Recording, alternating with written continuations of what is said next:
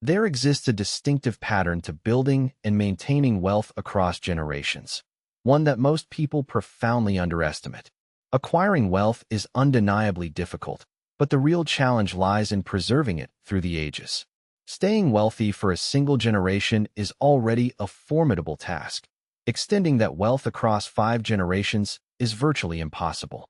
In 1973, a gathering of 120 Vanderbilt descendants revealed a striking truth. Not a single one of them was a millionaire. The Vanderbilts, once America's wealthiest family, had succumbed to the common pattern. Wealth accumulated rapidly, often in a single generation, and spent just as quickly, typically in 3. Their story exemplifies how fortunes built swiftly tend to evaporate swiftly. Yet, amidst this pattern of fleeting riches, one family defied the odds.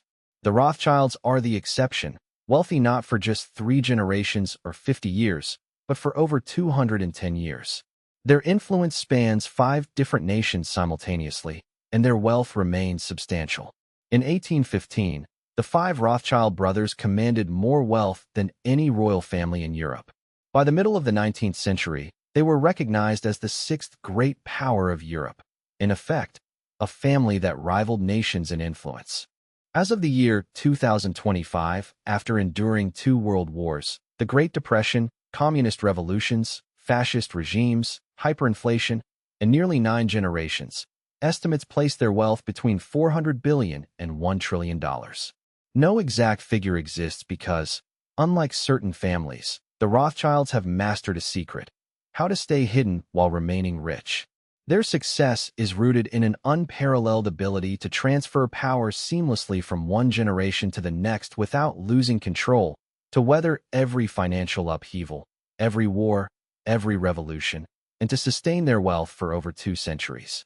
This is not attributable to a single founding genius, but to a systemic strategy, a network of carefully executed principles that have persisted for over 200 years. At the heart of this pattern lies a set of strategies: the 5-son approach, the advantage of information, playing both sides of conflicts, mastering central banking, and employing mechanisms that allow their wealth to grow regardless of individual missteps. Once these are understood, it becomes clear how dynastic wealth truly functions, not through fairy tale luck, but through deliberate, disciplined systems. The core principles are simple yet profound. Knowledge is power, networks are wealth, and maintaining invisibility is crucial to everlasting prosperity.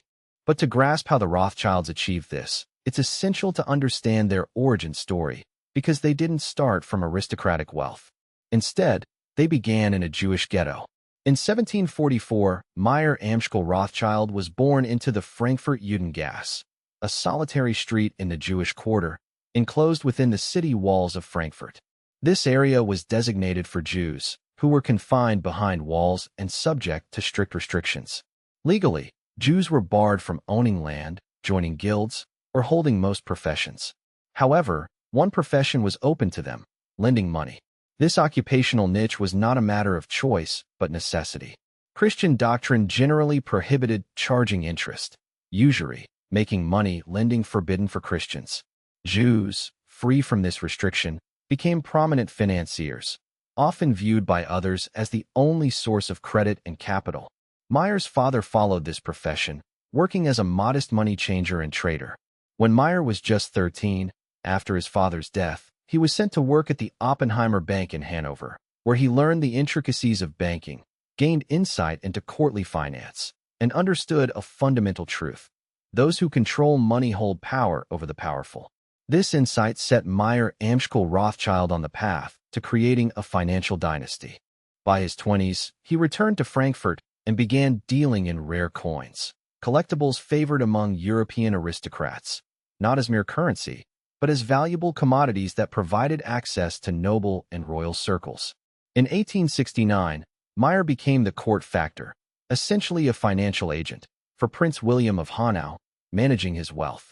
Prince William became immensely wealthy by financing British military operations during the American Revolution, notably renting out Hessian soldiers, German mercenaries, paid for by the British Crown. Meyer's role was pivotal, managing and multiplying the prince's wealth, investing across Europe, lending to governments, and taking a cut of profits. What set Meyer apart from other court Jews or financiers was his strategy of building a network, an interconnected family enterprise. He trained all 5 of his sons in banking from childhood and then dispatched them to serve in the key financial capitals of Europe, each establishing branches in different countries, effectively creating a coordinated, multinational banking system under the Rothschild name. In one of the earliest examples, Nathan Rothschild went to Manchester, then London, James to Paris, Salomon to Vienna, Karl to Naples, and the eldest, Amschel Jr., remained in Frankfurt. These cities, London, Paris, Vienna, Naples, and Frankfurt, were the centers of the 5 great powers after Napoleon's defeat: Britain, France, Austria, Prussia, and the Italian states. The Rothschild family maintained a bank in each, enabling them to operate seamlessly across borders long before modern banking systems existed. This network conferred a strategic advantage. Wealth and information could flow instantaneously between the branches. They knew political, military, and economic developments before governments or the general public. Their secret weapon was their intelligence. For example, during the Battle of Waterloo in 1815, Rothschild agents had intelligence from the battlefield before official reports arrived. Nathan Rothschild, in London, learned the British army had defeated Napoleon before anyone else. Displaying remarkable foresight, he began selling government bonds in a panic, trading heavily in the belief that Napoleon had won. And when the official news confirmed the British victory, Rothschild had bought back at the lowest point, making a fortune, possibly up to $20 million today. This event reinforced one core principle: information is more valuable than armies. The Rothschilds mastered the art of moving faster, gathering intelligence, and using it to maximize profits. They continued this pattern for decades, financing Europe's reconstruction after wars, extending their influence across entire continents. They didn't just lend money. They took control of revenue streams, taxes, customs duties, and other sources, ensuring repayment even if governments defaulted. When Britain faced a financial crisis in the 1820s, Nathan orchestrated a £10 million loan, equivalent to over $1 billion today, preventing a collapse, earning him the nickname the Commander-in-Chief of London. Their influence grew, and by the middle of the 19th century, their combined wealth surpassed that of the monarchies themselves. They diversified into industries, railroads, mining, shipping, and later, oil, financing, and even owning critical infrastructure, controlling transportation, resource extraction, and technological advancements. Their operations included financing the construction of railroads across Europe, gaining control of mines for metals and minerals, and investing in major projects like the Suez Canal and oil exploration in Baku. Their physical holdings, art, estates, vineyards, became assets that preserved wealth regardless of financial markets fluctuations. Remarkably, the Rothschilds also financed all sides of many wars, European conflicts, the American Civil War, because funding both sides guaranteed future influence and profits, as well as the winning side's debt obligations. They understood that war was an unparalleled opportunity to expand their wealth, making fortunes not solely from conflict, but from the aftermath. Throughout history, the Rothschild strategy relied on a set of firm principles, rules of control that kept their wealth intact over generations, requiring consensus for major decisions, keeping control within the family, favoring marriages among relatives to preserve ties and knowledge, maintaining extreme discretion and privacy, diversifying across countries and industries, and managing crises with patience and liquidity.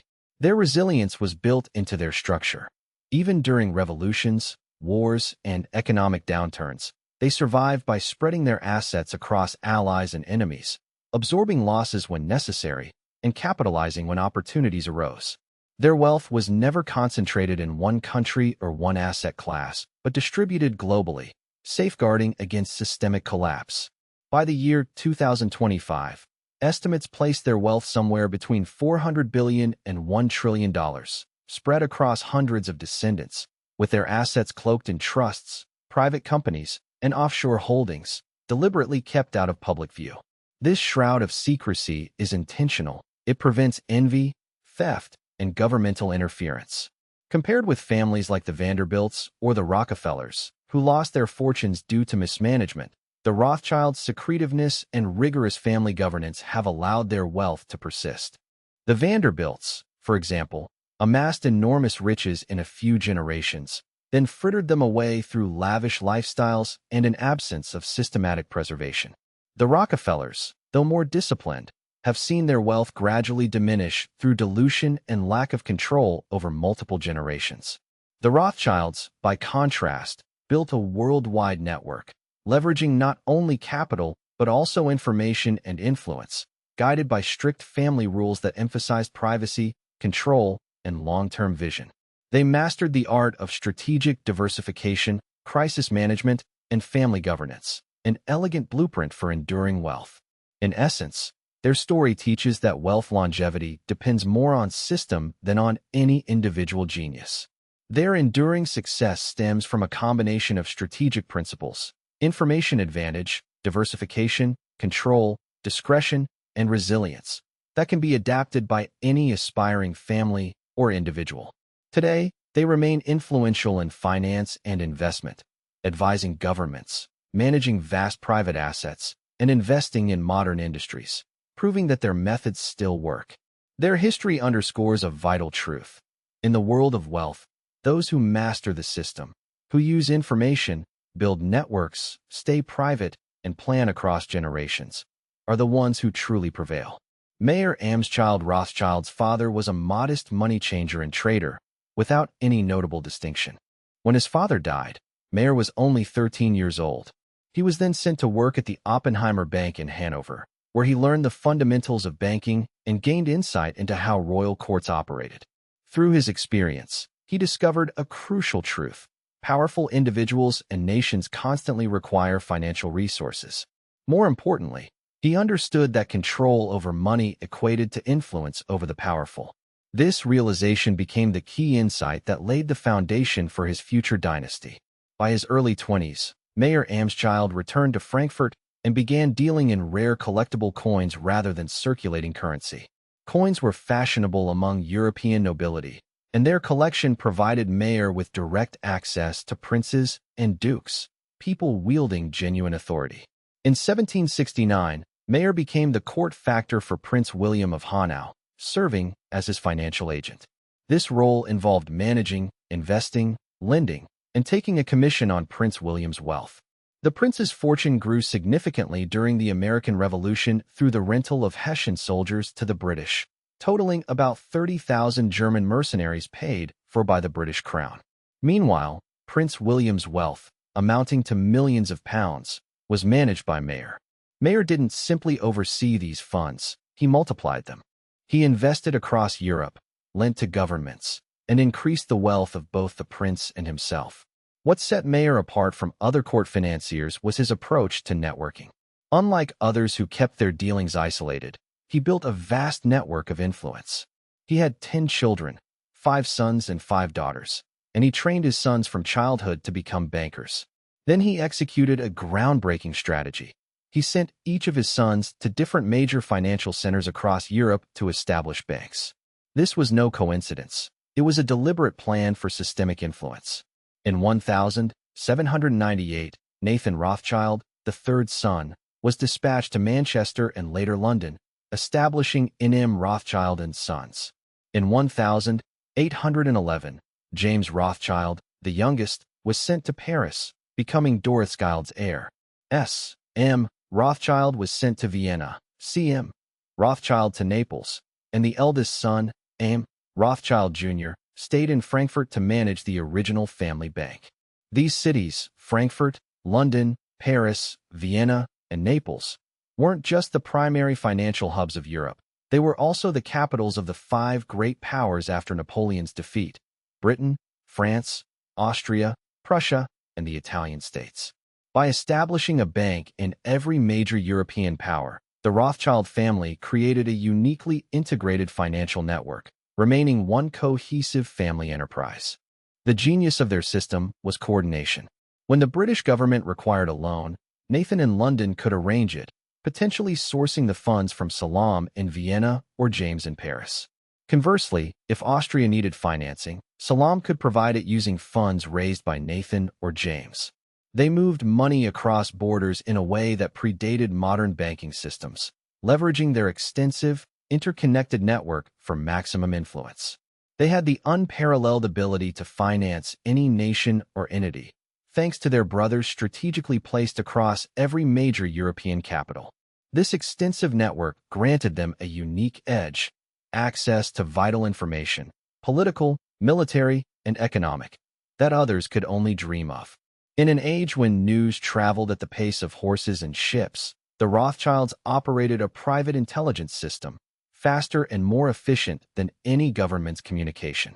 They relied on carrier pigeons, swift ships, and encrypted messages, enabling them to know events in Paris before the French government itself was aware, and similar intelligence from Vienna well ahead of the Austrian authorities. This extraordinary information advantage became more valuable than gold itself. Now, let me illustrate precisely how they exploited this edge.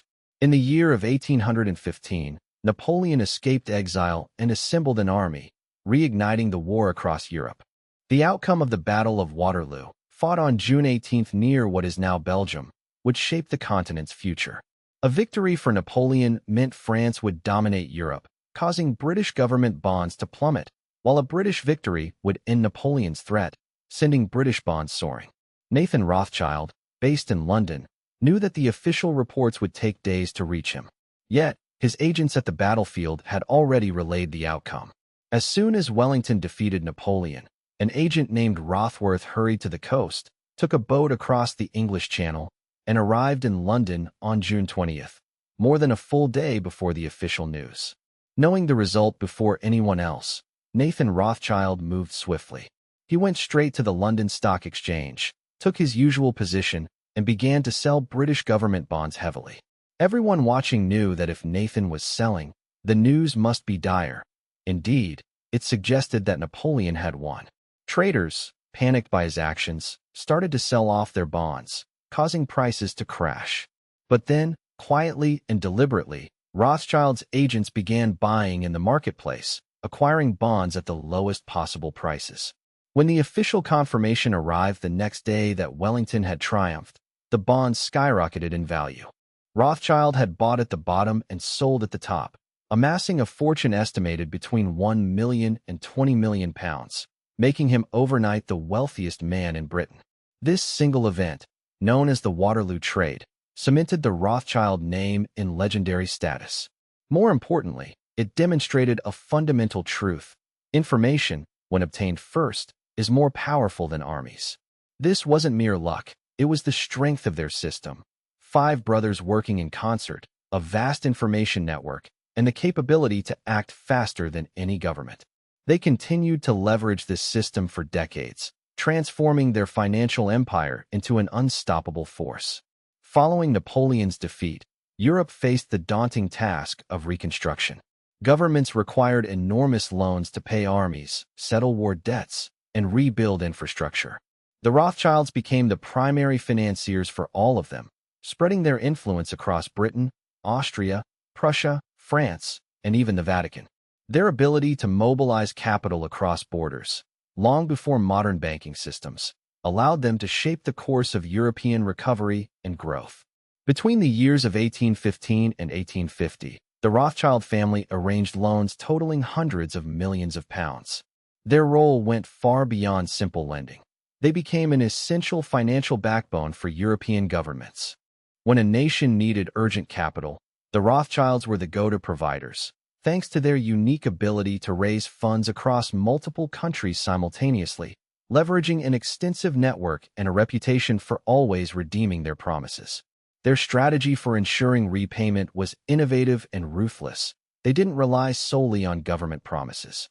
Instead, they took control of key revenue streams. For instance, if Austria borrowed money, the Rothschilds would manage its customs duties until the debt was cleared. Similarly, when Naples borrowed funds, they would oversee tobacco taxes. This approach eliminated the risk of voluntary default because they effectively controlled the flow of income necessary to repay their loans, making wealth preservation a certainty, not a hope. In essence, they mastered the art of making governments pay, not just by trusting their word, but by controlling their finances directly. The scale of their influence was staggering. By the year 1825, Nathan Rothschild in London had become more powerful than the Bank of England itself. At that time, Britain faced a severe financial crisis, with failing banks and an erosion of gold reserves, threatening to destabilize the entire economy. The government urgently sought a large emergency loan to stabilizing the banking system, turning to Nathan Rothschild. He arranged a loan of $10 million, an astonishing sum for the period, roughly equivalent to over $1 billion today, financed through a coordinated effort with his brothers across Europe. Gold was shipped from Paris, silver from Vienna, and bills of exchange from Frankfurt, all within weeks, successfully averting the crisis. The British government recognized Nathan Rothschild's authority by calling him the Commander-in-Chief of the City of London, not merely a banker. This title reflected his dominance over capital. Whoever controls capital, in essence, controls nations.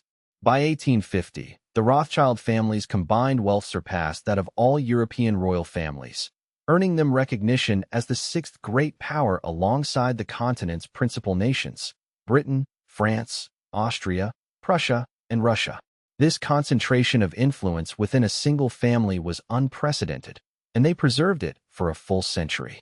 Yet, their wealth was not solely dependent on government loans. The Rothschilds diversified into industries that fueled the emerging industrial age, most notably railroads, mining, and infrastructure. In the 1830s and 40s, as railroads revolutionized transportation across Europe, they became key financiers.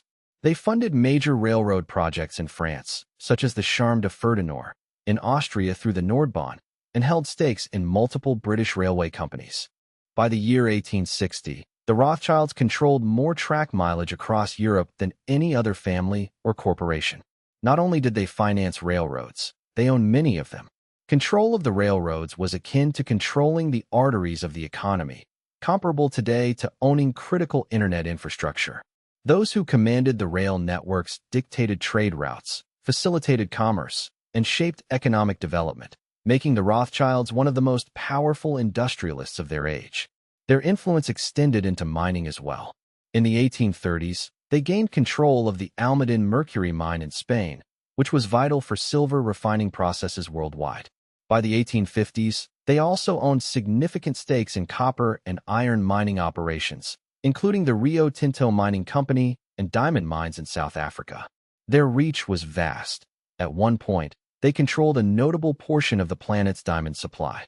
Beyond finance and industry, the Rothschilds also financed monumental infrastructure projects, including the Suez Canal in Egypt. When Egypt was unable to repay their loans, they took shares in the canal company, effectively turning debt into direct ownership. They even invested in oil exploration in Baku, modern-day Azerbaijan, through their Rothschild Oil Company, competing with Rockefeller's Standard Oil in the 1880s. This was a demonstration of their shift from traditional banking into owning physical assets, mines, railroads, land, so that wealth was secured not just through financial instruments, but through tangible enterprises that retained value regardless of market fluctuations. Interestingly, the Rothschilds adopted a counterintuitive yet highly strategic approach during wartime. They financed both sides of conflicts simultaneously. Historical records show that during the 1860s, they backed both Austria and Prussia in the Austro-Prussian War, and similarly, during the Franco-Prussian War, they supported both France and Prussia. Their motive was pragmatic, to ensure they profited regardless of who emerged victorious. By supporting the likely winners, they guaranteed their loans would be repaid, and by maintaining influence with both sides, they held leverage over entire nations. War was exceedingly profitable for them, not by selling weapons, but by providing the essential financing that made warfare possible, and subsequently, the reconstruction efforts that followed. A clear example of their warfare profits is the American Civil War. During the early 60s, Rothschild agents in Europe arranged financing for the Union, selling bonds across the Atlantic, while simultaneously exploring options to fund the Confederacy. Though officially neutral, the Rothschilds positioned themselves to benefit from the outcome of the conflict. When the Union triumphed, they profited handsomely from Union bonds and then used the war's aftermath to expand American railroads and infrastructure, capitalizing on the rebuilding period. Their success came from a systemic approach, never aligning with one side exclusively, but instead turning war and crisis into opportunities for profit. This method exemplifies their long-term thinking, asserting that true wealth is built through strategic positioning, control of financing, and adaptation through adversity, principles that continue to influence global finance today. They also established strict family governance rules to preserve their wealth over generations. Consensus decisions among brothers, inheritance only by male heirs, marriage within the family, and strict secrecy in all dealings. These rules prevented impulsive decisions, retained control, and kept wealth tightly concentrated. Their resilience through centuries of upheaval, revolutions, wars, economic collapses, was achieved through diversification, geographical spread, and careful management of their assets. During the 1840s, as revolutionary chaos swept across Europe, the Rothschilds in various branches sustained losses but later restored their influence, financing the rebuilding efforts. In the early 1900s and through the World Wars, even as some branches suffered confiscation or destruction, others remained intact, ensuring the family's survival. Their method of spreading influence and wealth across multiple countries and political situations proved invaluable. Despite widespread misconceptions, the Rothschilds did not lose their wealth in the 20th century. Instead, they adapted. They merged and reorganized their banking operations, rebuilt after nationalizations, and expanded into modern fields like private banking, asset management, and luxury estate holdings. Today, their core businesses, Rothschild & Company, Edmund de Rothschild Group, and RIT Capital Partners, generate billions annually through financial advisory, wealth management, and investments in diverse sectors like technology, clean energy, and real estate. Their assets include private art collections, vineyards, and estates worth billions, operating subtly beneath the public radar. Now, their current worth remains a mystery, as they do not publish consolidated financial statements, but estimates place their family fortune anywhere from $400 billion to over $1 trillion, distributed among hundreds of descendants with wealth heavily concentrated among senior family members controlling key enterprises. What remains clear is that their wealth is intentionally kept private and diversified across many assets, making them one of the richest, most powerful, yet least visible families in history. Their enduring success hinges on foundational principles: leveraging information advantage, diversifying globally across industries and nations, maintaining family control, practicing discretion and privacy, and structuring wealth through trusts and legal entities. These principles have allowed them to survive revolutions, depressions, wars, and nationalization campaigns, always emerging stronger. The Rothschild pattern demonstrates that systematic planning, long-term vision, and disciplined governance can sustain family wealth for over 2 centuries, an inspiring blueprint for anyone committed to building enduring generational wealth. Their story underscores a fundamental truth: wealth is not just about accumulation, but about creating a resilient system, one built on intelligence, diversification, control, privacy, and unwavering governance. The Rothschilds didn't merely control the railroads and mines. They transformed themselves into industrial titans. In the 1830s, they seized control of the Almaden mercury mine in Spain, home to the world's largest mercury deposit. Since mercury was crucial for refining silver, controlling this resource meant they held sway over silver production throughout the Americas. By mid-century, they expanded their influence to ownership of the Rio Tinto mining company in Spain, gaining control of copper and iron mines, and even acquired De Beers diamond mines in South Africa, at one point ensuring they possessed a significant chunk of the global diamond supply. They financed and shaped the construction of the Suez Canal in Egypt, taking shares in the project when Egypt defaulted on its loans. Their reach extended into oil exploration in Baku, in what is now Azerbaijan, where their company competed directly with Rockefeller's Standard Oil during the 1880s. The Rothschilds distinguished themselves not only as bankers, but as industrialists who owned tangible assets, mines, land, and infrastructure that generated wealth independently of economic fluctuations. Such physical assets offered unparalleled wealth preservation, unlike financial assets, which can crash or depreciate during downturns. Mines, railways, and land retain and often increase in value over time. They mastered this understanding better than anyone else of their era. But what many overlook is that the Rothschilds perpetuated their influence through more than just financing peace and prosperity. They deliberately financed both sides of conflicts, often simultaneously, an astounding but well-documented fact, not a conspiracy theory. During the Austro-Prussian War of 1866, they backed both Austria and Prussia. During the Franco-Prussian War of 1870, they again financed both France and Prussia. Why adopt this strategy? Primarily because it ensured they would profit regardless of who won. The family was guaranteed to be on the winning side, with the winner owing them substantial debts.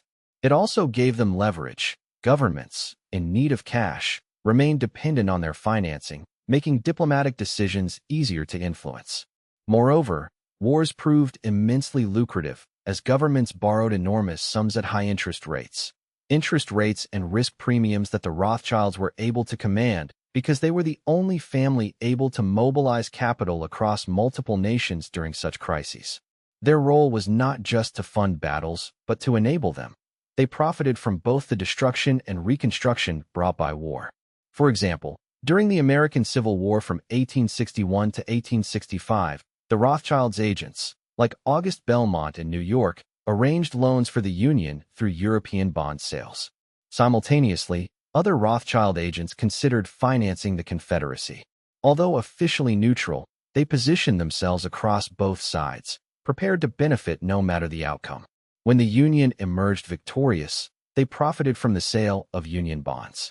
After the war, they turned their attention to financing the expansion of American railroads westward, again turning conflict into profit, earning from war and peace alike. This pattern underscores a core principle of their empire. The Rothschilds systematically used their financial power to influence and profit from global conflicts and subsequent rebuilding efforts. Their approach was rooted in strategic diversification, ownership of tangible assets, and the art of financing multiple parties involved in the same conflict. This ongoing cycle of war and reconstruction created a continuous stream of wealth, cementing their position as one of history's most influential and wealthiest families. This is how wealth endures across generations, by never taking sides, but aligning with capital itself, which only values returns and remains indifferent to who wins or loses. The key to long-term prosperity lies in understanding the most vital aspect of the Rothschild system: family structure and governing principles. The founder, Meyer Amschel Rothschild, laid down strict rules that guided the family for over 2 centuries. First, all major business decisions required the agreement of all brothers. No single member could unilaterally alter their collective fate, effectively safeguarding the family's wealth from reckless choices. Second, lineage control was reserved for male heirs, ensuring wealth remained concentrated within the family. Unlike the Vanderbilts, who divided fortunes among all children, the Rothschilds maintained control through the sons, while daughters received dowries but no ownership stakes. Controversial today, but crucial for maintaining their empire over 8 generations. Third, marriages within the family were actively encouraged, with Rothschild cousins often marrying one another. This not only kept wealth within the bloodline, but also ensured that spouses shared the family's business knowledge and internal rules. Although this practice eventually surfaced issues related to genetic disorders, it served the purpose of preserving the dynasty's integrity. Fourth, discretion was a cornerstone. The Rothschilds pioneered a culture of financial privacy. They avoided ostentatious displays, unlike the Vanderbilts, who flaunted wealth with grand mansions and lavish parties. Instead, their riches were held in banks, bonds, and business assets, kept hidden from public view. This approach shielded them during upheavals, revolutions, and wars, as mobs seldom targeted discrete estates, and their influence often protected their holdings from confiscation, since they controlled the essential loans that governments relied on. Fifth, diversification across multiple countries formed the backbone of their resilience. The 5-son strategy was their masterstroke. When France faced revolution in 1848, the Paris branch was safe because operations continued seamlessly in London, Vienna, Frankfurt, and Naples. During the upheavals of the First World War, the Austrian and German branches were decimated, but the British and French branches preserved the family's wealth. Similarly, in the chaos of the Second World War and the Holocaust, the British and American branches ensured their survival. This geographic diversification created a safety net that prevented any single crisis from wiping out the entire family's assets. To illustrate this resilience, consider the revolutionary turmoil of 1848, which toppled governments across Europe. Although the Rothschilds incurred short-term losses, within 2 years, they financed the restoration of order and quickly regained their profitability, a pattern repeated through major conflicts and upheavals. Their systematic approach, rooted in prudent governance, strategic diversification, and discreet wealth management, forged a legacy that endures, demonstrating that stability and growth are achievable through carefully crafted family rules and long-term vision. In the turmoil of the early 20th century, the Rothschild family's assets faced severe setbacks. Their Frankfurt bank was confiscated, its assets damaged, and it was forced to close. Yet, crucially, their banks in London and Paris, key financial hubs of Britain and France, remained on the victorious side of conflicts, allowing those assets to be preserved. The family's survival owed much to their strategic diversification across multiple nations and financial centers, effectively shielding their wealth from total destruction. During the Russian Revolution of 1917, the Rothschilds had substantial holdings in Russia, including oil fields in Baku, extensive railroad investments, and mining interests.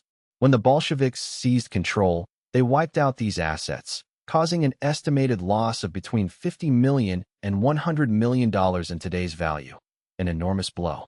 Nevertheless, their diversified holdings in Britain, France, and America softened the impact, preventing total ruin.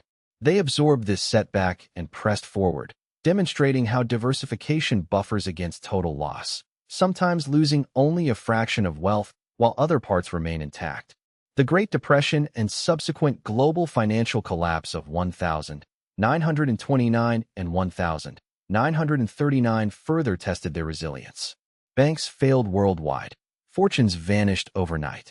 The Rothschilds experienced losses like everyone else, but managed to retain control of their core assets. The Rothschild Bank in London and the Paris-based Rothschild Frere continued to operate securely. When World War II erupted, the Rothschilds played a pivotal role in financing the British and French war efforts, turning old losses into new opportunities for loans.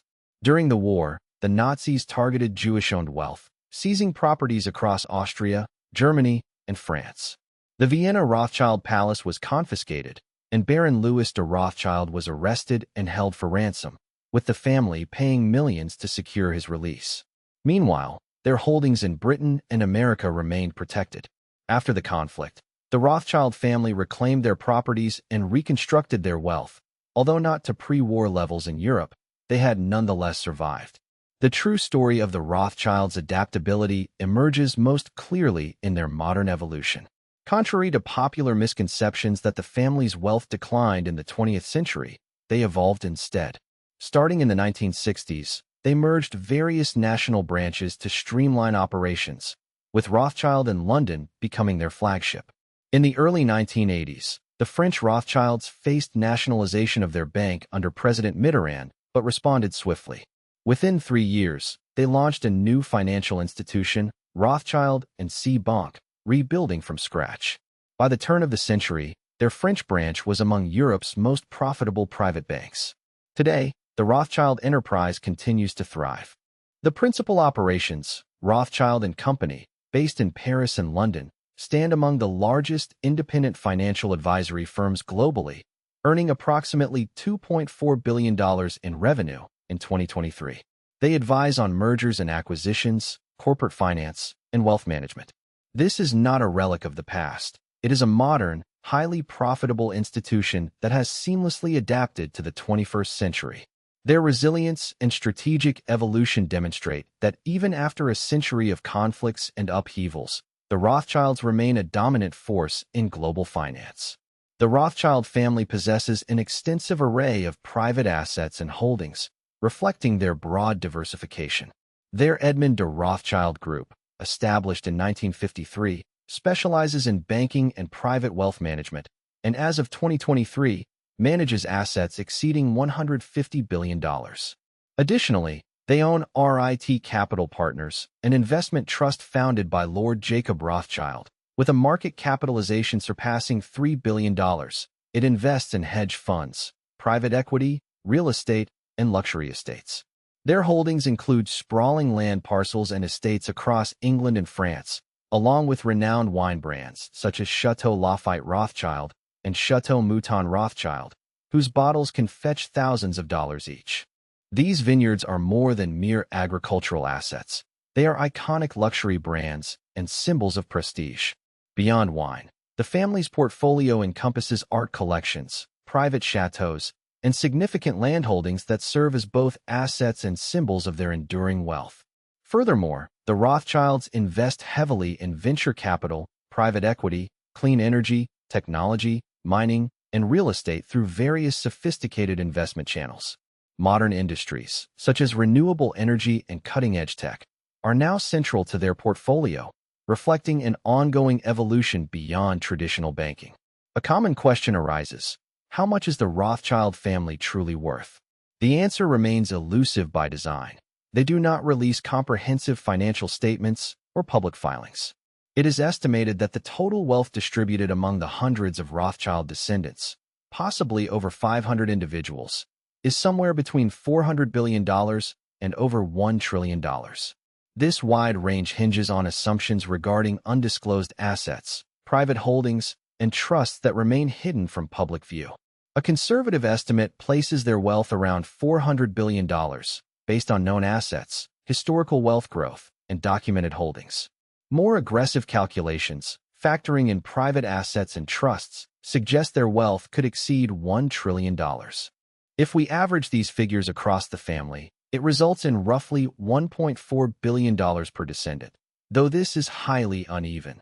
Leading family members who oversee major banks likely possess tens of billions, while more distant relatives may have only hundreds of millions. In comparison to other global wealthiest families, the Rothschilds likely surpass the Waltons of Walmart, who are estimated at $247 billion, and the Mars family at around $160 billion.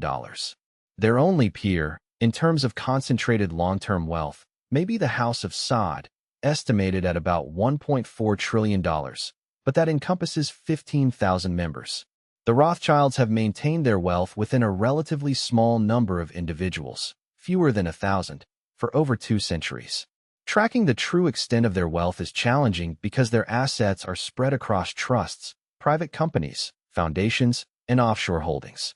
They pioneered the use of financial privacy, so their wealth isn't centralized in a single entity. Instead, it is distributed across private banks in Switzerland, Luxembourg, and Monaco, with their real estate, art collections, and business interests held through complex, opaque structures. When looking at billionaire rankings published by outlets like Forbes, the Rothschilds virtually don't appear because their wealth resides in private entities and trusts that lack public disclosure. This strategic opacity is intentional. The family's private nature and diversified holdings, from real estate and art to business assets, allow them to remain largely invisible to public scrutiny, effectively shielding their wealth from threats such as expropriation, taxation, or unwanted attention. The Vanderbilts family once appeared on wealth lists, only to lose everything, while the Rothschilds remain hidden and immensely wealthy. To understand what sets them apart, let's compare the Rothschilds with other prominent families. The Vanderbilts family amassed their fortune in a single generation, with Cornelius Vanderbilt thriving in railroads and shipping during the 1870s.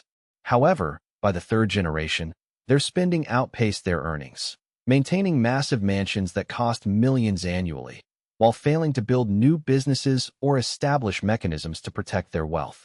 Over time, their assets diminished drastically, and by 1973, none of the 120 descendants were millionaires, a complete failure of wealth preservation. In contrast, the Rockefellers built their family wealth in just one generation, with John D. Rockefeller establishing Standard Oil in the late 1800s. They created trusts to safeguard their assets. Today, their descendants are worth roughly $11 billion across over 200 family members, demonstrating successful preservation but also notable dilution. Each subsequent generation holds less wealth per person than the previous, leading to a slow decline, still wealthy, but no longer ascending. The Rothschilds, however, began their rise over 2 centuries ago. Meyer Rothschild and his 5 sons between the early 1800s and mid-1800s. They developed an intricate network of banking, investments, and political intelligence that spanned multiple countries and industries. Their wealth, now estimated between $400 billion and $1 trillion across more than 500 descendants, is not just preserved, it continues to grow. This is the fundamental difference. Why did the Rothschilds succeed where others faltered? Because they never ceased expanding. Unlike the Vanderbilts, who retired and stopped building, the Rothschilds kept pushing forward. Each generation entered new ventures or expanded existing ones, investing in banking, mining, wine, energy, and stayed relevant. They diversified geographically, operating across Europe, America, and beyond. When crises struck one country, their other branches carried the family through. They prioritized discretion, staying out of the limelight, avoiding extravagance that would make them targets. Unlike the Vanderbilts, whose public displays attracted threats and liabilities, the Rothschilds maintained family control over their enterprises. Active family members managed banks and businesses, ensuring long-term stability and strategic decision-making. Meanwhile, the Vanderbilts handed over control to outside managers, who often mismanaged or misappropriated assets. The Rockefellers used professional trustees, but the Rothschilds relied on family governance, which fostered stability over generations. Addressing the myriad conspiracy theories that surround the Rothschilds, some claim they control all central banks or manipulate global finance. It's essential to clarify. They do not control the Federal Reserve, the Bank of England, or the European Central Bank. Despite their historical influence, today's central banks are sovereign institutions, independent of family control. The Rothschilds' influence is significant but often exaggerated. Their power lies in their vast network, strategic investments, and expertise in shaping financial markets, not in direct control of the entire system. Nathan Rothschild played a crucial role in stabilizing the Bank of England back in 1825, and throughout the 1800s, the Rothschilds were deeply involved in financing governments across Europe. However, the widespread notion that they control central banks today is inaccurate. Today's central banks are institutions operated by governments, not private families. While the Rothschilds have historically wielded influence comparable to major financial institutions, they do not have direct control over these monetary authorities. Claims that they instigate wars purely for profit are largely exaggerated. It is true that in the 1800s, the Rothschilds financed both sides in certain conflicts, such as the Austro-Prussian and Franco-Prussian Wars. But there's no credible evidence to suggest that they actively manufactured wars. Governments initiate conflicts mainly for political reasons. The Rothschilds' role was to provide financing, which is different from being the authors of war. Similarly, the assertion that the Rothschilds control the entire world economy is an overstatement. They are undoubtedly among the most influential and wealthiest families, with assets estimated at around $500 billion and considerable sway in financial spheres. Yet, they do not control the global economy. There are other powerful families like the Waltons, Mars, and Kochs, along with sovereign wealth funds from Norway, Saudi Arabia, and the UAE, as well as tech billionaires such as Elon Musk, Jeff Bezos, and Bill Gates. The Rothschilds are influential, but they are not omnipotent. Why do conspiracy theories continue to focus on the Rothschilds? There are 3 main reasons. The first is anti-Semitism. The Rothschilds are Jewish, and for centuries, Jewish communities have been falsely blamed for financial crises, with propaganda like Nazi-era caricatures depicting them as shadowy controllers of global finance, an enduring and poisonous stereotype. Second, their emphasis on privacy and discretion fuels speculation because they avoid public scrutiny, do not publish detailed wealth figures, and live reserved lives, which creates a fertile ground for conspiracy theories to fill the gaps with misinformation. The third reason is rooted in their genuine historical power. In the 1800s, they financed governments and influenced political decisions, which some now distort into claims of modern control. Today, what is factually true about the Rothschilds? They remain one of the wealthiest families in the world, likely ranking in the top 3. They manage highly profitable firms specializing in financial advisory and wealth management.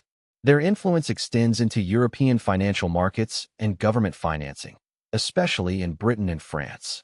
They invest in cutting-edge industries like technology, renewable energy, and real estate, and they maintain significant private art collections and estates. The family is also known for philanthropic efforts supporting arts and charitable causes. They follow strict governance rules emphasizing long-term wealth preservation instead of short-term gains, and they value privacy above all, deliberately avoiding publicity to protect their wealth. Their power comes from a well-structured system, not from secret control rooms. The core of their long-standing success lies in a set of principles. First, they gained an early and sustained information advantage, initially through a fast communication network, which remains essential today via insider access to markets and political developments. Second, they diversified aggressively across countries, industries, and asset types, so that a collapse in one area wouldn't threaten the entire family wealth. Third, family control remains central. Unlike families that handed control to outsiders, the Rothschilds have kept leadership within the family, ensuring a focus on long-term stability. Fourth, they maintain strict privacy, avoiding public displays of wealth, which shields them from envy, legal threats, and political targeting. Fifth, they leverage legal structures like trusts and holding companies to protect and pass on their assets efficiently across generations. Finally, they understand that resilience during crises, by maintaining liquidity, diversifying holdings, and staying patient, allows them to capitalize on downturns and recover quickly. In essence, their success stems from a systematic approach rooted in information, diversification, control, privacy, and resilience. It's these principles that have allowed them to endure over 2 centuries, through wars, revolutions, and economic upheavals, accumulating a fortune estimated in the hundreds of billions or possibly over $1 trillion today. They are not supernatural overlords, but rather highly disciplined strategists who built a system, one that can be replicated by other families willing to adopt similar principles. Their story offers valuable lessons in long-term wealth preservation, strategic diversification, and maintaining control, lessons that remain relevant in today's complex financial world. The Rothschild family built their empire with a remarkable edge. In the 1800s, they operated Europe's fastest communication network, enabling them to receive and act on information before anyone else. Today, even though information moves instantaneously across digital channels, they retain a distinct advantage: access to insider details about corporate deals, government financing, and financial markets. As trusted advisors to both governments and major corporations, they possess intelligence about upcoming developments long before the public learns of them. This modern-day edge mirrors their historical advantage, allowing them to stay ahead of competitors in a swiftly evolving world. Secondly, their success stems from relentless diversification across countries and broad industries. The Rothschilds understood long ago that concentrating wealth in a single nation or asset class was inherently risky. Today, they maintain a global network of banks and investments spanning Europe, North America, and beyond. Their holdings include wine estates, real estate, mining operations, energy ventures, and cutting-edge technology firms. This diversification ensures that when one sector suffers a downturn or collapses, such as a financial crisis or industry downturn, other assets and regions continue to support the family's wealth and stability. Thirdly, they have preserved long-term control by maintaining family involvement in their major institutions. Unlike many modern operations that delegate decision-making to outside managers, the Rothschilds prioritize family leadership in their banks and investment firms. While professional managers assist, ultimate authority resides with family members. This approach fosters long-term thinking, aligned with the family's enduring interest, rather than short-term financial gains designed to satisfy immediate bonuses. The result is a stable, disciplined strategy that sustains wealth across multiple generations. Furthermore, privacy remains a cornerstone of their strategy. The Rothschilds intentionally avoid flaunting wealth or seeking public attention. They abstain from reality TV, social media, or ostentatious displays. They own magnificent estates, yet keep their lifestyles discreet. This privacy shields them from envy, lawsuits, governmental scrutiny, and potential kidnappers, recognizing that excessive visibility invites predators and legal challenges. By maintaining a low profile, they safeguard their assets and their family legacy. Fifth, they pioneered sophisticated legal and financial structures, trusts, foundations, and holding companies that facilitate wealth transfer and growth across generations while minimizing taxes. The Rothschilds were early adopters of trust arrangements, enabling assets to pass seamlessly from one generation to the next. They used foundations to manage art and charitable assets, and holding companies to organize business interests. This layered setup, which the Rockefeller family also employs, ensures control, confidentiality, and tax efficiency, preserving wealth through turbulent times. Survivability in the face of crises is another key principle. The Rothschilds have navigated every major upheaval, from the Napoleonic Wars, the revolutions of 1848, and the two World Wars, to the Russian Revolution, the Great Depression, the Holocaust, and numerous nationalizations, without losing their core assets. Their secret lies in diversification, liquidity, patience, and strategic buying during downturns. Assets become cheaper during crises, and they capitalize on market recoveries, turning hardship into opportunity. To illustrate the power of their approach, consider this hypothetical. Starting in 1850 in possession of $100 million, an estimated conservative baseline, the Rothschild wealth could grow at about 7% annually, the typical return for diversified investments. Over now nearly 175 years, compounded, that wealth would amount to billions. Their success demonstrates that a disciplined strategy is capable of generating persistent, enduring wealth. Why does all this matter? Because the Rothschild story reveals the true mechanics of the global financial system, far from the simplified narratives in textbooks. It proves that information is a critical asset. Those who possess it first have a decisive advantage. It underscores that controlling financing, rather than owning everything outright, affords enormous influence over economy and politics. And it confirms that, with discipline, diversification, confidentiality, and long-term planning, families can sustain wealth for centuries. The Rothschilds aren't extraordinary superheroes or puppeteers controlling the world behind the scenes. They are a family that developed a systematic approach, emphasizing intelligence, diversification, control, privacy, and patience, that has allowed them to preserve and grow their wealth for over 2 centuries. Their example teaches that building such a system is within reach, if one is willing to pursue disciplined, strategic family governance and sound financial practices. High-frequency trading firms generate billions by executing trades mere microseconds faster than their competitors, leveraging technology at lightning speed. Interestingly, this principle echoes the strategy used by the Rothschilds back in the early 19th century with carrier pigeons.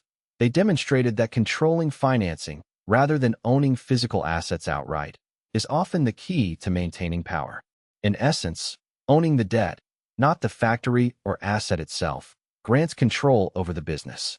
This concept applies to corporations, governments, and individuals alike, because debt translates into influence and leverage. They prove that strategies involving financing both sides of a conflict or deal can always yield an advantage. By funding opposing parties or multiple participants, you position yourself to profit regardless of who ultimately wins. This approach exemplifies how modern banking operates. They lend to rival companies, finance acquisitions on both sides, and care more about collecting fees than about which entity prevails. Crises are viewed as opportunities, just as the Rothschilds capitalized during the Napoleonic Wars by expanding their influence amidst turmoil. Throughout history, they thrived during revolutions and economic downturns. When others panic, the families with capital and patience accumulate wealth, buying distressed assets, then selling at profit when markets rebound. This playbook of buying low during crises and selling high during recovery is fundamental to today's private equity strategy, echoing Rothschild principles. The core lesson they left us is that privacy itself is a form of wealth preservation.